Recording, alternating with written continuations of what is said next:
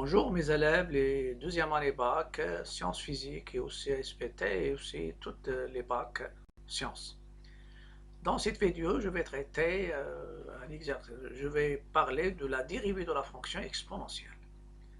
Et je vais traiter un exercice sur l'étude des fonctions exponentielles. Pour la dérivée, on sait qu'il y a une relation qui lie la fonction ln, qui est la fonction et ln et sa fonction réciproque. Quel que soit x appartenant à R, ln de l'exponentielle de x égale à x. Donc, je vais dériver les deux membres de l'égalité. Quel que soit x appartenant à R, ln de l'exponentielle de x dérivée égale la dérivée de x qui est égale à 1. Je sais que la dérivée de ln de u de x, c'est u' de x sur u de x. Avec u de x ici, c'est l'exponentielle de x. Donc, quel que soit x appartenant à R, l'exponentielle de x dérivée sur exponentielle de x, elle est égale à 1. Et puisque le rapport est égal à 1, donc quel que soit x appartenant à R, l'exponentielle de x, la dérivée de l'exponentielle de x, c'est x. Donc l'exponentielle, c'est une fonction qui est, l'exponentielle, c'est une fonction qui est égale à sa dérivée, et elle est égale aussi à sa fonction primitive. Quel que soit x appartenant à R, l'exponentielle de x de tout prime égale l'exponentielle de x. Donc, proposition. La fonction k tout x associée e à la puissance x est dérivable sur R, et pour tout x de R, la dérivée de l'exponentielle de x il est égale à x, et on sait ça qu'il est strictement positif. On a déjà parlé que l'exponentielle de la fonction exponentielle est strictement croissante sur son ensemble de définition, ou bien son domaine de définition qui est R. Je vais passer maintenant aux exercices d'application concernant l'étude des fonctions exponentielles. Je traite l'exercice 1 maintenant, je vais le lire. On considère la fonction numérique f définie par f de x égale à 1 plus l'exponentielle de x sur 1 moins l'exponentielle de x. Premièrement, déterminer le d de f. Deuxièmement, calculer les limites aux bornes. Calculer la dérivée de f, c'est-à-dire f' de x pour x appartenant de d de f, c'est 3 petit a. Petit b, dresser le tableau de variation. Quatrièmement, les branches infinies. Cinquièmement, c'est la représentation graphique. Donc, vous pouvez mettre pause et après passer à la correction. Donc, je passe maintenant aux solutions. J'ai ma fonction f, c'est 1 plus l'exponentielle de x sur 1 moins l'exponentielle de x. Et je traite la première question. La première question, le domaine de définition. On a x appartenant à d de f, je sais que le domaine de l'exponentielle, c'est R. Ça veut dire ex existe, quel que soit x appartenant à R. Donc ça va nous donner tout simplement x, elle est dans R, et il faut que 1 moins l'exponentielle de x soit différent de 0. Ça me donne x appartenant à R, et l'exponentielle de x différent de 0. Donc x appartenant à R et x différent. Ça c'est différent de 0, donc l'exponentielle de x doit être différent de 1. Voilà. Différent de 1, donc x il est différent de ln de 1 qui est égal à 0. Et x différent de 0. Donc, quel est le domaine? D de f, c'est R étoile, et c'est l'intervalle moins l'infini 0, union 0 plus l'infini. Voilà le domaine de définition de ma fonction. Je l'écris en fonction, bien sûr, de l'union de deux intervalles pour calculer les limites au bord. Et ça sera la question petit 2. Limite de f au bord, bien sûr, du domaine. Je commence par moins l'infini. La limite de f de x. Dans l'étude de fonction, les limites, ce sont les plus importantes. c'est la limite en moins l'infini de 1 plus ux sur 1 moins ux. Je sais que la limite de l'exponentielle de x en moins l'infini, c'est 0. Et la limite de l'exponentielle de x en plus l'infini, c'est plus l'infini. Donc, je vais utiliser la première. Ça sera 1 moins 0, 1 plus 0 sur 1 moins 0, et ça va nous donner 1. Donc, la limite de f de x en moins l'infini, c'est 1. Je passe maintenant à la limite en plus l'infini. Et après, à droite et à gauche de 1. La limite de f de x, lorsque x tend vers plus l'infini, c'est la limite en plus l'infini de 1 plus l'exponentielle de x sur 1 moins l'exponentielle de x. Celle-ci tend vers plus l'infini, le dénominateur elle tend vers moins l'infini. C'est une forme indéterminée. Donc ici, je vais factoriser par l'exponentielle. Donc c'est la limite lorsque x tend vers plus l'infini, et je factorise en haut et en bas par l'exponentielle. 1 sur ux plus 1 sur l'exponentielle de x, 1 sur l'exponentielle de x, et ça va me donner moins 1. Je simplifie les exponentielles, et ça va me donner la limite en plus l'infini de 1 sur l'exponentielle de x plus 1, 1 sur l'exponentielle de x moins 1. Et vous savez, la limite de 1 sur l'exponentielle en plus l'infini, c'est 1 sur plus l'infini. Et un nombre fini sur l'infini, c'est 0. Donc ça va vous donner 0 plus 1 sur 0 moins 1. Donc, la limite cherchée en plus l'infini, ça sera moins 1. Voilà. Ça, c'est la limite. Donc, en plus l'infini, la limite en plus l'infini, c'est moins 1. Il nous reste maintenant limite à droite et à gauche de 1, de 0. La limite à droite de 0 de f de x, c'est la limite lorsque x tend vers 0 plus de 1 plus l'exponentielle de x sur 1 moins l'exponentielle de x. Donc ça donne 1 plus l'exponentielle de 0 sur 1 moins l'exponentielle de 0.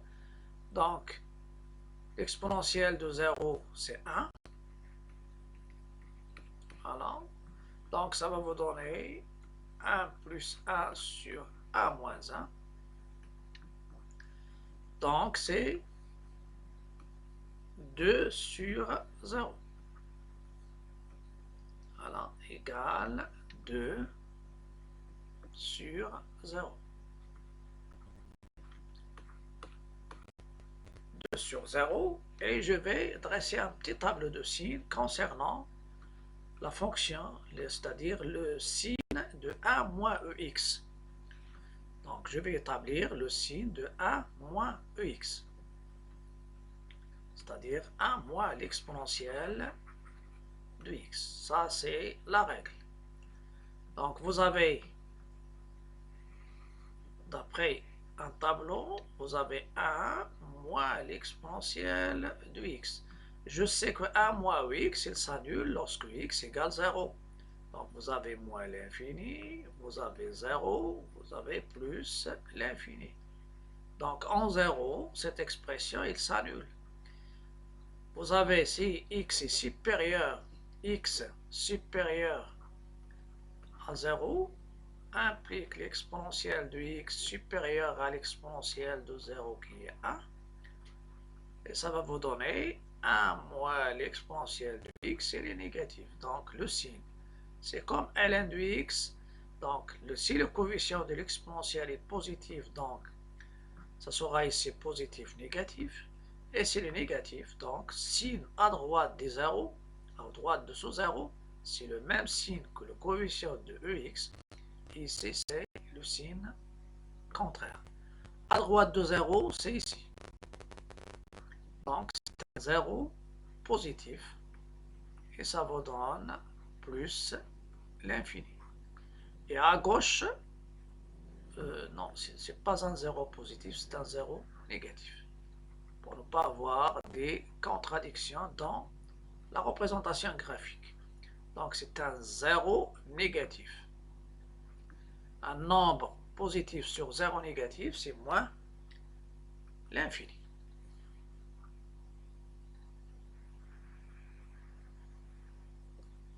On passe maintenant à la deuxième limite. La deuxième limite, c'est à droite. Limite de f de x lorsque x tend vers 0, maintenant à gauche, c'est aussi 2 sur un 0 positif. Et c'est plus l'infini. On va revenir. Donc à gauche, c'est un 0, 0 positif. Donc lorsque x s'approche de 0 moins, 1 moins x et s'approche de 0 avec un signe positif. Donc on a déjà traité maintenant deux questions. Il nous reste la troisième, c'est la dérivée. Troisièmement, c'est la dérivée. Troisièmement, petit a, soit x appartenant à R. Et je vais calculer f' de x. f' de x, c'est 1 plus l'exponentielle de x sur 1 moins l'exponentielle de x. C'est u sur v. Donc je dérive le numérateur, je le multiplie par le dénominateur. Voilà.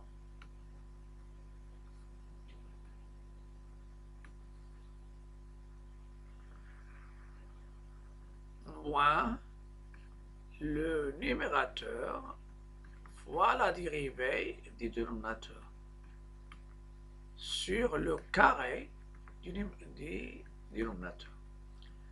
Vous avez l'exponentielle de x. L'exponentielle de x, sa dérivée, c'est ex. Donc la dérivée de 1, c'est 0. La dérivée de l'exponentielle, je vais l'écrire ici.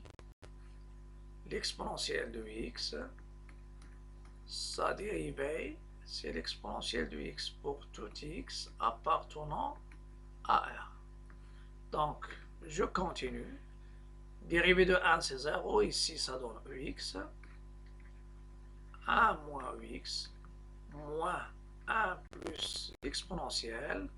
L'exponentielle, la dérivée, c'est lui-même. Avec le moins, ça reste moins l'exponentielle de x sur le carré du dénominateur. Je développe, je laisse le dénominateur tel qu'il est, se forme un carré, donc ça donne ex moins l'exponentielle de x au carré, moins avec moins ça donne plus ex, moins ex au carré, avec plus ça donne plus l'exponentielle de x au carré. Donc moins avec moins ça donne plus, donc c'est comme si vous avez plus ex et plus ex au carré. Et après vous pouvez simplifier et ça vous donne la dérivée.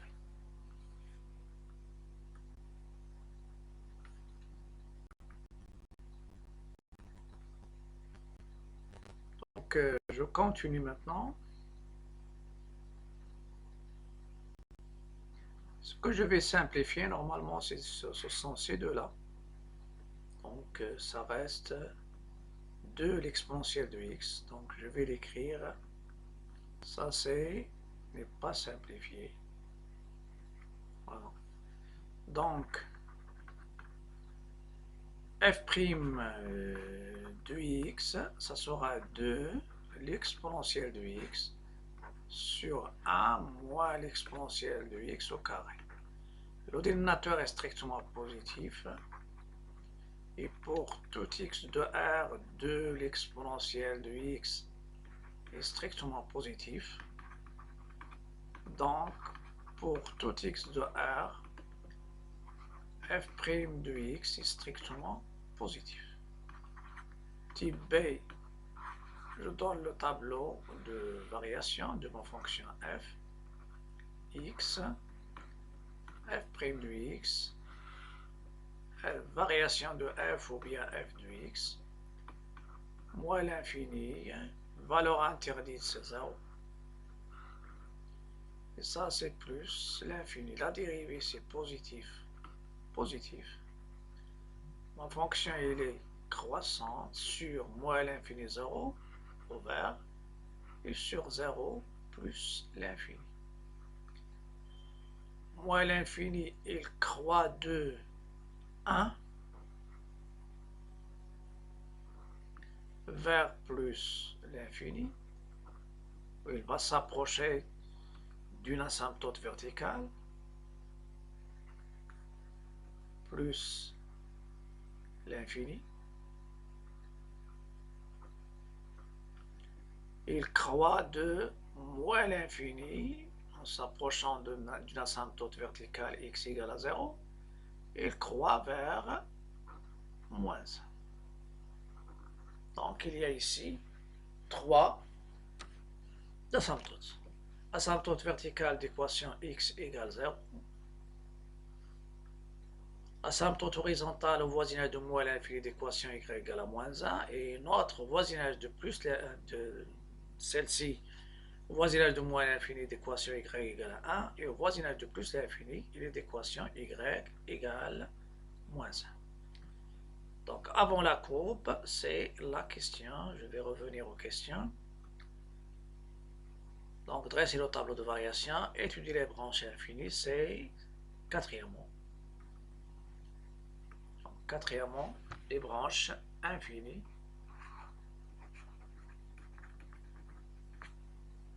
Les branches infinies de la courbe de f. Déduction directe des limites. Vous avez la limite de f de x en moins l'infini, c'est 1. Ceci nous donne d1 d'équation y égale à 1, asymptote horizontale à c de f en moins l'infini. Ou bien je dis au voisinage de moins l'infini. Deuxième, je passe en plus l'infini. Elle est égale à moins 1. Donc D2 d'équation y égale moins 1. La même chose ici, c'est une asymptote horizontale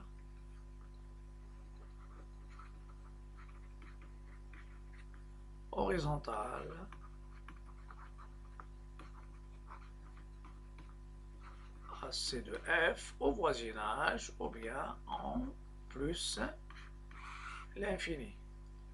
Il y a deux limites aussi qui vont se traduire à une asymptote verticale.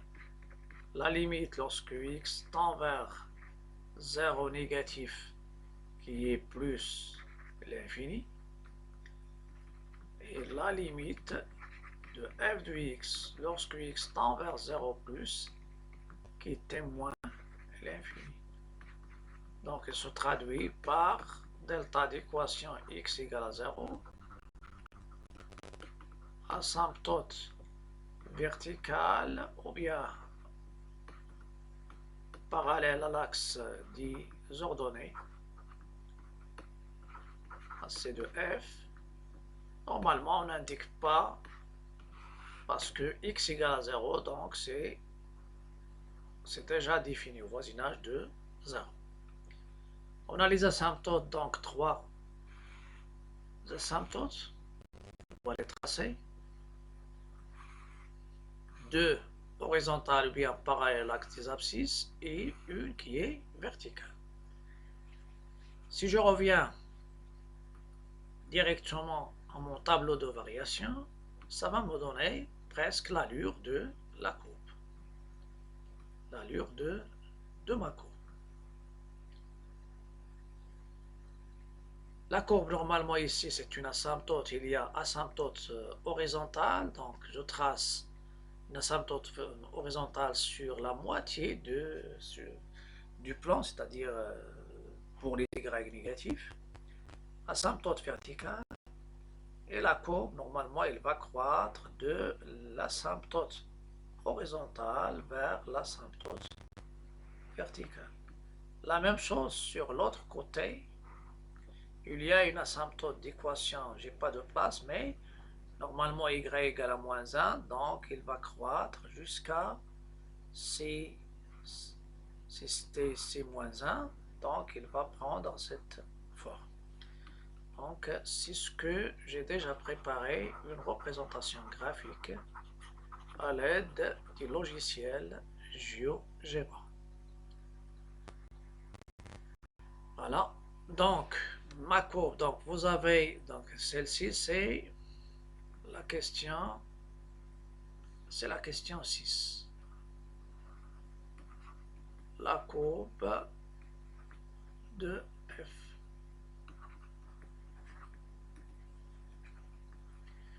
La courbe de f, donc vous avez une asymptote verticale horizontale d'équation y égale à 1, on la trace. Ça c'est l'axe des abscisses.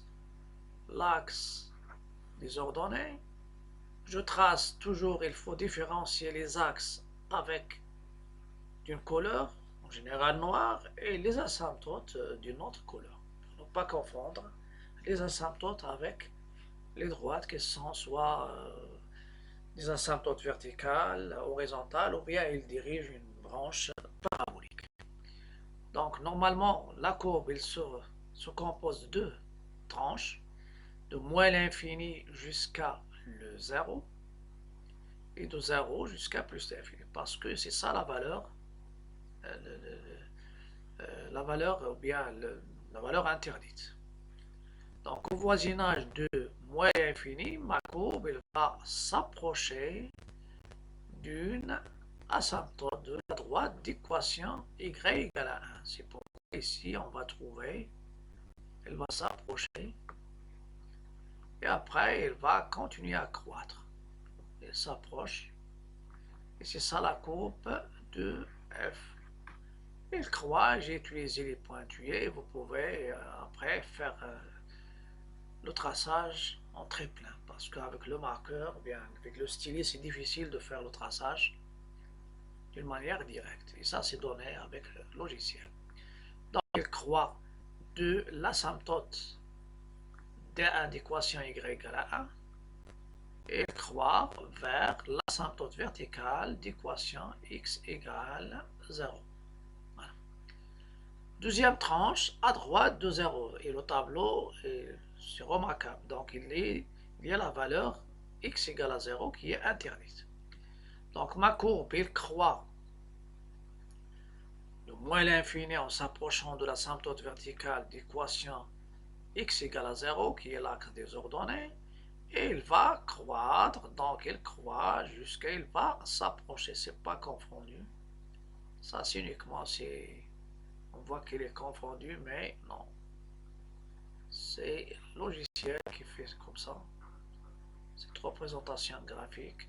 On croit que la courbe, ou bien la courbe coupe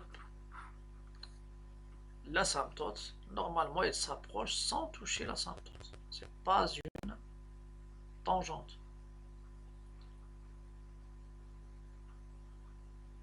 La courbe, elle touche la tangente au point tangent, et elle s'approche de l'asymptote. Et ça, c'est la courbe de ma fonction f. Donc, elle croît en s'approchant de l'asymptote delta verticale, et après, elle va s'approcher de D2, qui qui est d'équation y égale moins 1. On peut suivre ces pointillés pour donner la courbe de ma fonction f.